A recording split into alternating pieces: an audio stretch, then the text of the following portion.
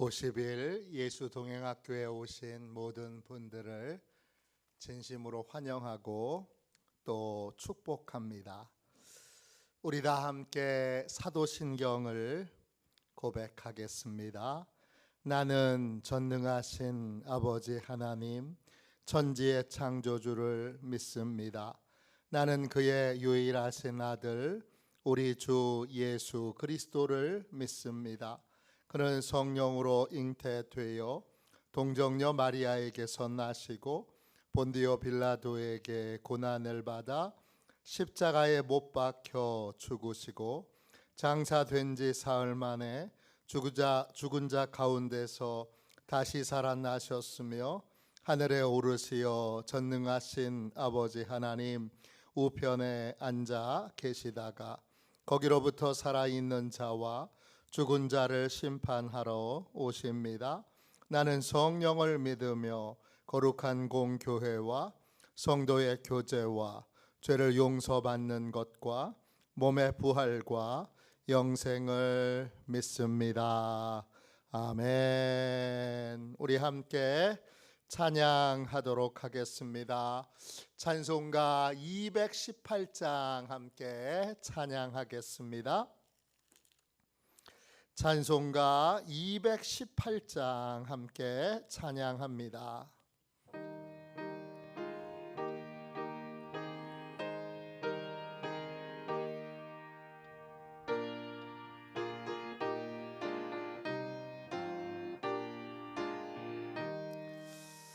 내 마음과 정성을 다하여서 주 너의 하나님을 사랑하라. 내 몸을 아끼고 사랑하듯 형제와 이웃을 사랑하라. 주께서 우리에게 명하시네. 그 명령 따라서 살아가리. 널 미워 해치는 원수라도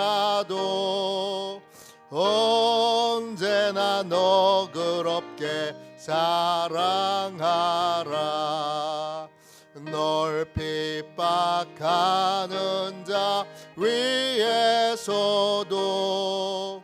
신실한 마음으로 복을 빌라.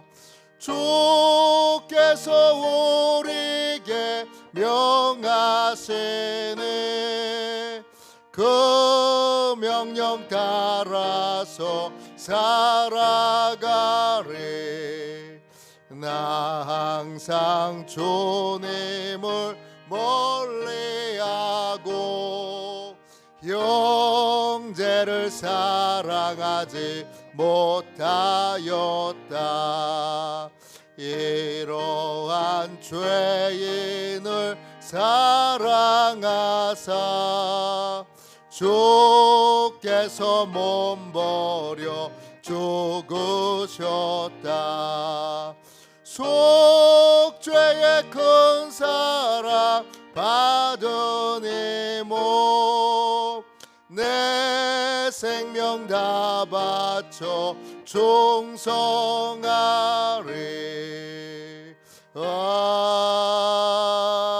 아멘. 저녁에 드리는 기도를 같이 드리겠습니다.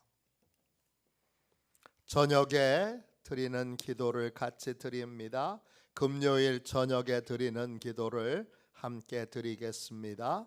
오늘 일과가 끝나고 저녁에 고요가 밀려오는 이 시간 주님께 감사드립니다. 내 마음은 주님께서 주시는 평화로 가득합니다. 자비로운 주님, 이 시간 제게 임재해 주셔서 제 마음과 생각을 주님께서 주시는 평안으로 붙들어 주옵소서. 예수 그리스도의 이름으로 기도합니다. 아멘. 하나님의 말씀을 함께 우리 보겠습니다. 요한복음 6장 5절부터 13절까지 말씀입니다. 신약성경책 152쪽입니다. 신약성경책 152쪽 요한복음 6장 5절부터 13절까지 말씀입니다.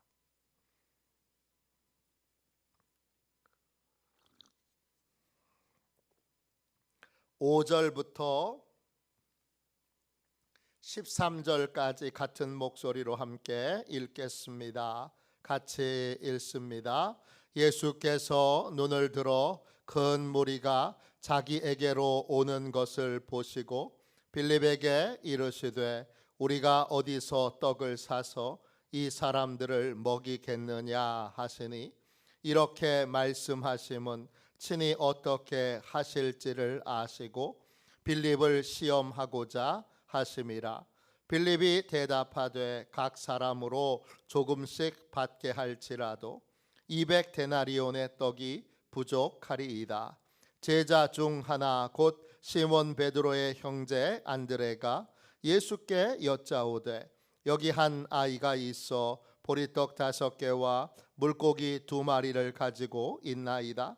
그러나 그것이 이 많은 사람에게 얼마나 되겠사옵나이까?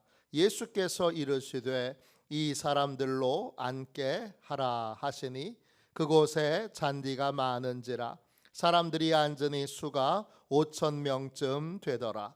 예수께서 떡을 가져 축사하신 후에 앉아 있는 자들에게 나누어 주시고 물고기도 그렇게 그들의 원대로 주시니라.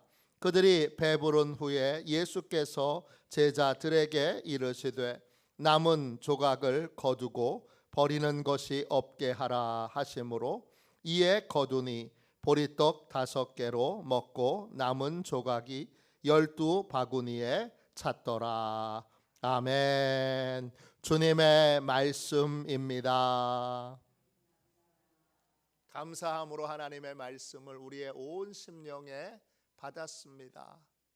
우리의 수고와 헌신을 기적의 마중물로 사용하시는 예수님, 우리의 수고와 헌신을 기적의 마중물로 사용하시는 예수님, 이런 제목으로 함께 은혜 나누겠습니다.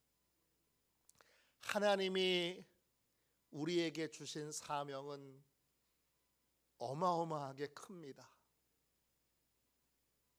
그런데 그 사명 앞에 우리가 주님께 드릴 수 있는 것 참 보잘것없습니다. 이 보잘것없는 것을 주님께 드리는 내 마음은 항상 괴롭습니다.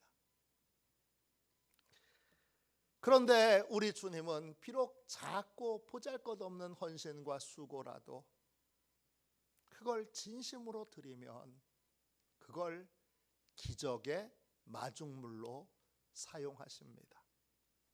마중물은 한동안 아주 인기가 있던 말이었습니다. 정치권에도 교육계에도 연예계에도 이 말을 자주 사용했습니다. 이 말은 지하수 펌프가 옛날에 마당에 있었는데 그 펌프에 시동을 걸 때 외부로부터 물을 한 바가지 떠서 넣어야 합니다. 그 한 바가지 외부에서 떠서 그 펌프 속으로 넣는 물을 가리켜서 마중물이라고 했습니다. 지하수 펌프는 물 한 바가지를 붓기 전까지 내부에 있는 공기가 빠져나오지 않아서 물을 끌어올릴 수가 없습니다. 그런데 물 한 바가지를 딱 붓게 되면 그러면 펌프가 딱 차단이 되면서 그 안에 있던 공기들이 뿜어져 위로 올라오게 되면서 물을 한꺼번에 끌어올리게 됩니다. 주님은 우리의 작은 수고, 참 보잘것없는 헌신을 기적의 펌프를 작동시키는 마중물로 사용하십니다. 내 작고 보잘것없는 헌신이 주님께 무슨 도움이 될까? 그런 마음을 우리는 항상 하는데, 이걸 주님께 드릴 때 주님은 그걸 정말 귀하게 받으시고 또 귀하게 쓰십니다. 어느 목사님에게 성도가 이렇게 소원을 얘기합니다. 주님께 귀하게 쓰임받고 싶어요. 어떻게 하면 주님께 귀하게 쓰임받을 수 있습니까? 주님이 요청하실 때 주저하지 않고 순종하면 됩니다. 준비가 안 됐는데요. 아유, 부끄러운데요. 아유, 제가 할 수 있는 게 없는데요. 그리고 주저하고 뒤로 미루고 자기 자신을 빼지 말고, 약해도 부족해도 모자라도 주님께서 쓰시겠다고 하면 나 자신을 주님께 아끼지 않고 드릴 때, 그때 주님은 나를 귀하게 받으시고 나를 귀하게 복되게 써주시는 줄로 믿습니다. 오늘 읽은 말씀에 많은 무리가 예수님을 찾아옵니다. 요한복음 6장 5절 앞부분입니다. 예수께서 눈을 들어 큰 무리가 자기에게로 오는 것을 보시고 거대한 무리가 예수님께로 왔습니다. 이 무리들은 피곤한 상태에 있습니다. 주님은 이 무리들에게 먹을 거라도 좀 먹이고 싶은 간절한 마음이 있습니다. 이때 주님은 제자 빌립에게 이렇게 물으십니다. 요한복음 6장 5절입니다. 예수께서 눈을 들어 큰 무리가 자기에게로 오는 것을 보시고 빌립에게 이르시되 우리가 어디서 떡을 사서 이 사람들을 먹이겠느냐 하시니, 예수님은 지금 빌립에게 질문을 하고 계시지만 답을 몰라서 질문하는 게 아닙니다. 빌립이 답을 알고 있는지 확인하시려고 질문하십니다. 주님은 빌립이 주님의 능력을 인정하기를 원합니다. 빌립이 주님의 권위를 인정하기 원합니다. 주님이 이 무리를 어떻게 먹일 수 있는지 해답을 알고 있는 유일한 분이십니다. 그 권위, 그 능력을 인정했다면 빌립은 이렇게 대답했을 겁니다. 주님, 저는 모릅니다. 제게는 해결의 방법이 없으나 주님께는 해결의 방법이 있는 줄로 믿습니다. 제가 무엇을 어떻게 해야 이 많은 사람을 먹일 수 있을까요? 다시 주님께 질문하고 해결의 방법을 구했을 겁니다. 그런데 빌립은 그렇게 하지 않았습니다. 빌립은 자기 생각에 따라서 이렇게 주님께 대답합니다. 요한복음 6장 7절입니다. 빌립이 대답하되 각 사람으로 조금씩 받게 할지라도 200데나리온의 떡이 부족하리이다. 주님은 해결 방법을 물으신 게 아닌데 빌립은 자기가 생각하는 해결의 방법을 주님께 얘기합니다. 빌립이 생각하기에 무리가 정말 많으니까 각 사람에게 빵을 조금씩 주더라도 돈이 200데나리온도 부족할 것 같습니다. 200데나리온은 얼마나 되는 돈일까요? 한 데나리온이 일반 노동자의 하루 품삯입니다. 오늘날 일용직 노동자의 하루 품삯은 8만 원입니다. 그러면 200데나리온은 1600만 원입니다. 빌립의 해결책은 1600만 원을 들여서 빵을 사서 나눠주자는 겁니다. 그런데 여기에는 치명적인 문제가 있습니다. 뭐죠? 주님께는, 제자들에게는 1600만 원이 없습니다. 더 치명적인 문제는 그렇게 많은 빵을 살 수 있는 공장이 없습니다. 그때는 빵 공장이라는 게 존재하지 않았습니다. 그러니까 빌립은 정확한 숫자와 통계를 가지고 해결책을 제시했지만 그 해결책은 껍데기뿐이고 아무것도 해결할 수 없는 말입니다. 그냥 공허한 말일 뿐입니다. 빌립의 이 터무니없는 해결책을 듣고 옆에 있던 안드레가 주님께 이렇게 말합니다. 6장 8절 9절입니다. 제자 중 하나 곧 시몬 베드로의 형제 안드레가 예수께 여짜오되 여기 한 아이가 있어 보리떡 5개와 물고기 2마리를 가지고 있나이다. 그러나 그것이 이 많은 사람에게 얼마나 되겠사옵나이까. 안드레는 한 소년을 가리키면서 주님, 이 소년이 주님께 먹을 것을 드리길 원합니다. 그리고 그 소년이 가지고 온 먹을 것을 보여드립니다. 보리떡 5개, 물고기 2마리, 우리말로 하면 빵 5개, 그것도 크지 않은 빵. 물고기는 여러분 큰 방어나 참치나 이렇게 큰 생선이 아니라 너무나 작은 생선. 그 빵하고 반찬으로 먹을 수 있는 작은 생선입니다. 물고기 헬라어로 옵사리온입니다. 불에 구운 작은 물고기. 밴댕이쯤 될까요? 밴댕이보다 좀 크든지 작든지 하는 작은 물고기입니다. 안드레는 보리로 만든 떡 5개, 작은 물고기 2마리, 그걸 예수님께 보이며 자기 생각을 말합니다. 이것이 이 많은 무리에게 무슨 소용이 있겠습니까?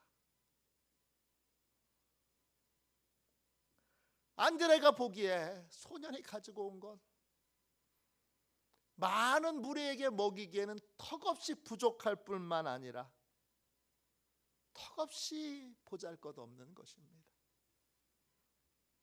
그런데 주님이 그 소년이 가지고 온 그 보잘것없는 것을 감사함으로 받으십니다. 그리고 제자들에게, 사람들에게 가서 식사 준비를 하라고, 식사 준비를 할 수 있도록 그렇게 명령을 내리십니다. 요한복음 6장 10절입니다. 예수께서 이르시되 이 사람들로 앉게 하라 하시니 그곳에 잔디가 많은지라 사람들이 앉으니 수가 5,000명쯤 되더라. 예수님이 제자들을 보내서 그룹을 지어서 앉게 합니다. 그 앉게 한다라는 말이 헬라어로 아나핍토입니다. 뜻은 옆으로 비스듬히 눕는 겁니다. 아니 밥 먹어야 되는데 왜 옆으로 비스듬히 눕죠? 유대인들은 식사를 그렇게 합니다. 바닥에 장판을 깔고 음식을 놓고 베개 같은 걸 옆에 놓고 거기 탁 이렇게 기대서 식사를 하는 게 유대인들의 식사 풍습입니다. 제가 중앙아시아에 갔을 때 중앙아시아는 눕지는 않는데 바닥에 깔고 비닐 같은 걸 깔고 식사를 하든지 아니면 우리보다 훨씬 낮은 상을 놓고 거기에서 식사를 하더라고요. 비슷한 거예요. 사람들이 비스듬히 누우는 건 식사할 준비가 되어 있다는 거예요. 식사할 사람들은 대략 몇 명이나 되는가 제자들이 쉬어보니까 5,000명쯤 됩니다. 사람을 나눠서 앉게 한 다음에 예수님이 이 천진난만한 소년, 상황 파악을 못하는 소년, 이 소년이 드린 보리떡 5개와 작은 물고기 2마리, 그걸 가지고 주님이 불평하지 않고, 왜 이거밖에 없냐고 야단치지 않고 이 음식을 소중히 들고 하나님께 감사 기도를 드리십니다. 요한복음 6장 11절입니다. 예수께서 떡을 가져 축사하신 후에 앉아있는 자들에게 나눠주시고 물고기도 그렇게 그들의 원대로 주시니라. 주님이 그 정말 보잘것없는 떡 5개와 물고기 2마리, 이걸 들고 아주 진지하게 소중히 여기며 하나님께 감사 기도를 드립니다. 축사한다라는 말이 헬라어로 유카리스테오입니다. 뜻은 하나님의 선하신 은혜에 감사하는 것입니다. 하나님이 이 소년을 통해서 이거 주신 거 하나님께 진심으로 감사합니다. 주님은 왜 이런 보잘것없는 음식을 가져왔느냐고 소년을 야단치거나 이걸 가지고 어느 코에 붙이냐고 불평하지 않으시고 소중히 여기시고 감사 기도를 드리십니다. 그런 다음에 떡을 제자들에게 주며 나눠주게 하십니다. 또 물고기를 주고 나눠주게 하십니다. 그러자 놀라운 기적이 일어났습니다. 소년이 드린 그 작은 음식이 놀라운 기적의 재료가 된 것입니다. 소년이 드린 이 보잘것없는 음식이 하나님의 은혜가 임하자 이 음식을 통해 기적이 나타나기 시작합니다. 요한복음 6장 12절 13절입니다. 그들이 배부른 후에 예수께서 제자들에게 이르시되 남은 조각을 거두고 버리는 것이 없게 하라 하시므로 이에 거두니 보리떡 5개로 먹고 남은 조각이 12바구니에 찼더라. 제자들이 떡을 나눠주러 갑니다. 떡을 나눠주자 신기하게 떡이 또 생깁니다. 또 나눠주자 또 생깁니다. 나눠주면 생깁니다. 물고기도 나눠주면 생깁니다. 나눠주면 생깁니다. 나눠주면 생깁니다. 그래서 5,000명이 성경에 명백하게 나옵니다. 배부르게 먹고 나서 주님이 남은 조각을 다 모아보라 그러니까 12바구니를 가득 채우게 됩니다. 이 놀라운 기적은 우리가 주님께 드린 헌신, 수고가 얼마나 귀한 기적의 재료가 되는지를 알려줍니다. 우리가 보기에는 너무 부끄러운 건데 이거밖에 못 드려서 죄송해요. 이거밖에 못해서 너무 죄송해요. 그런 마음으로 드리는데 그걸 주님이 업신여기거나 깔보거나 무시하지 않으시고 그걸 소중히 여기십니다. 그리고 그걸 기적의 재료로 사용하십니다. 이게 있어서 기적이 있는 거예요. 이게 있어서 기적이 나타나는 거예요. 이게 있어서 이 천진난만한 아무것도 모르고 상황 파악도 못하는 이 꼬마 아이의 보잘것없는 음식이 있기 때문에 5,000명이 먹고 배부르게 먹고 12광주리가 남는 그런 기적이 일어나게 되는 겁니다. 나의 수고와 헌신은 참 보잘것없지만 그것을 주님의 손에 드리는 순간 주님은 그것을 기적의 마중물로 사용하십니다.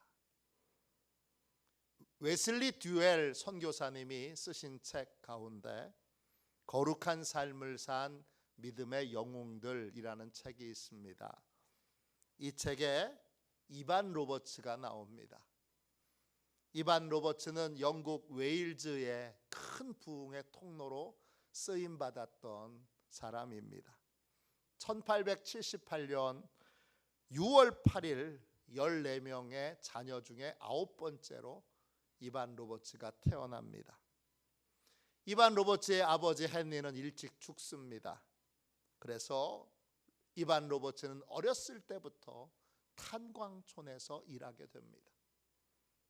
옛날 초창기 탄광에는 아기들이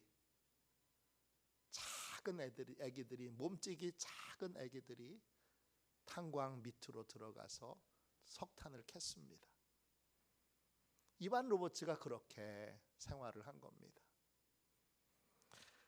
그는 일하는 동안에는 찬송하고 기도하며 성경을 암송하면서 탄광에서 탄을 캡니다. 그리고 점심 식사 시간에는 탄광촌에다 성경책을 가져다 놓고 또 점심 식사 시간에 짬을 내서 성경을 읽습니다. 저녁에 집에 돌아오면 얼마나 피곤합니까? 그는 몇 시간씩 성경을 읽고 기도합니다. 그는 기도를 사랑했던 사람인데 그의 기도는 언제나 하나였습니다. 웨일즈에 하나님, 진정한 부흥이 있게 해주세요. 그는 저녁 식사 전에 몇 시간씩 하나님 앞에 웨일즈의 부흥을 달라고 기도합니다. 그런데 13년 동안이나 기도했는데 아무 일도 일어나지 않습니다. 그래도 이반 로버츠는 포기하지 않고 하나님께 매일 웨일즈의 부흥을 달라고 기도합니다.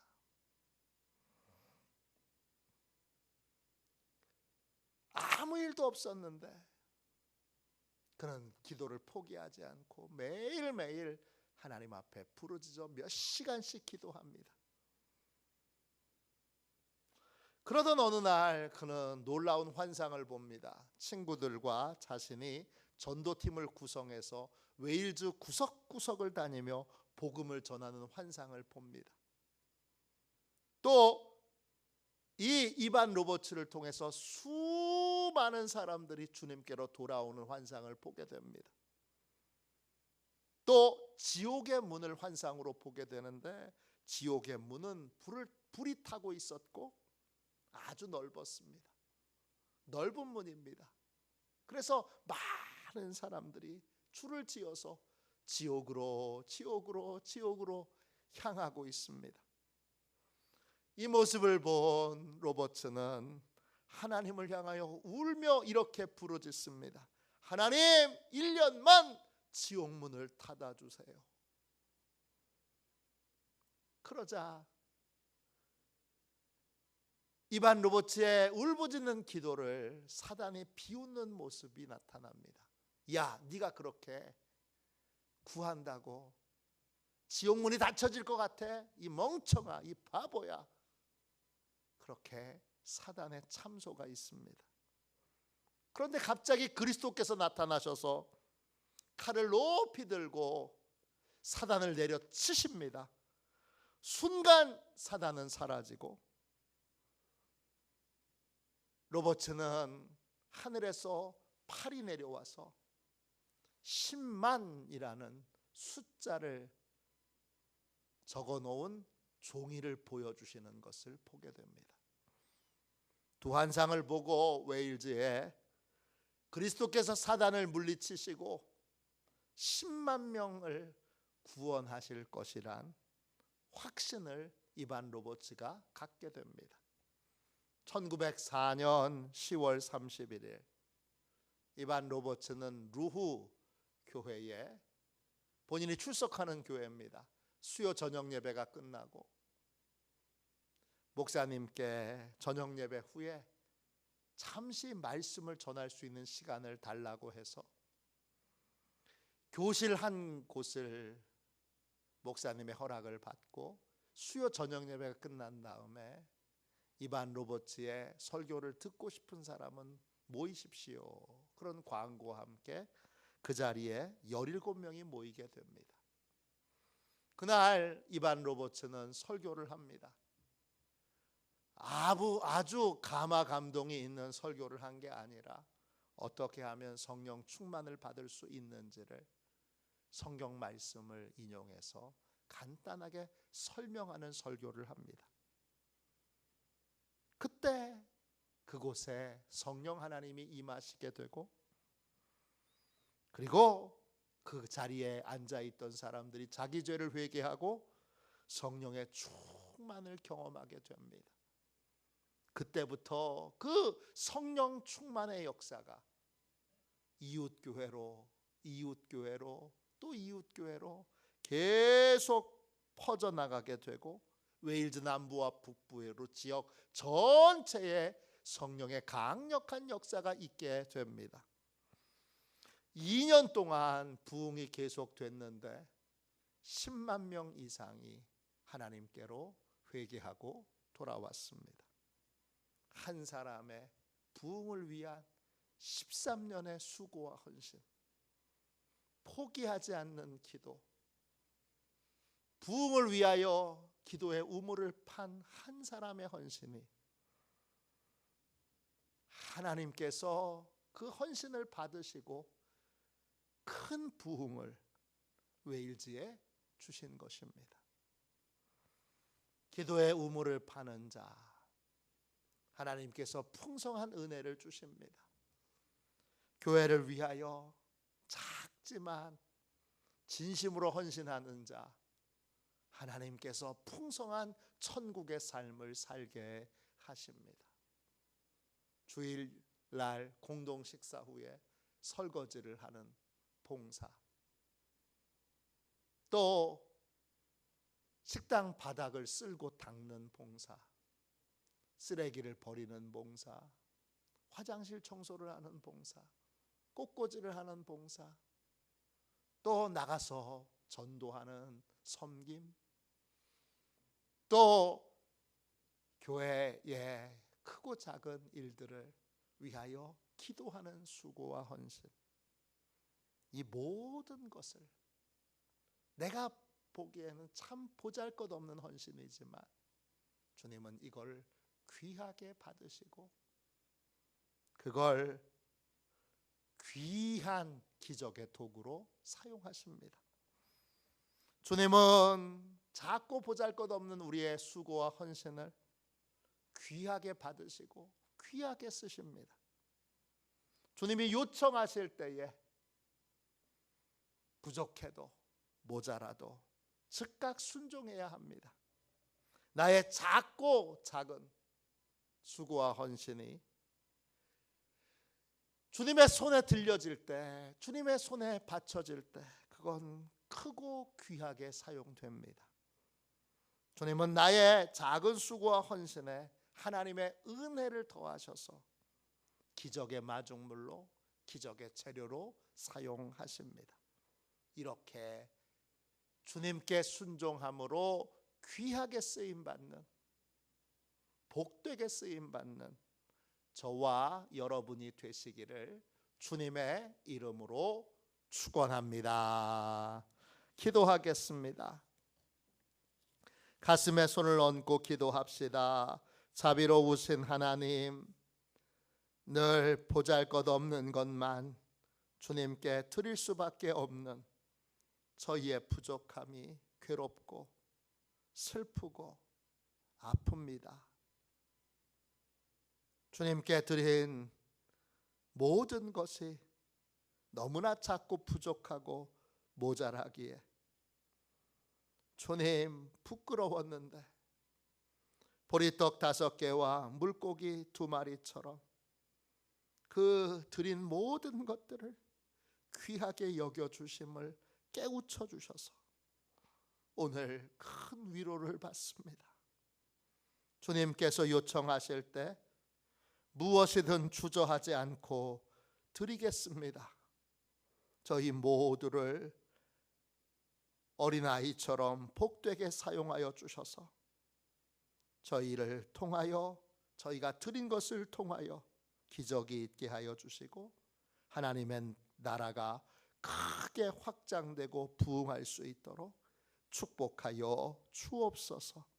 예수님의 이름으로 기도합니다. 아멘. 주기도문 하겠습니다. 하늘에 계신 우리 아버지, 아버지의 이름을 거룩하게 하시며 아버지의 나라가 오게 하시며 아버지의 뜻이 하늘에서와 같이 땅에서도 이루어지게 하소서.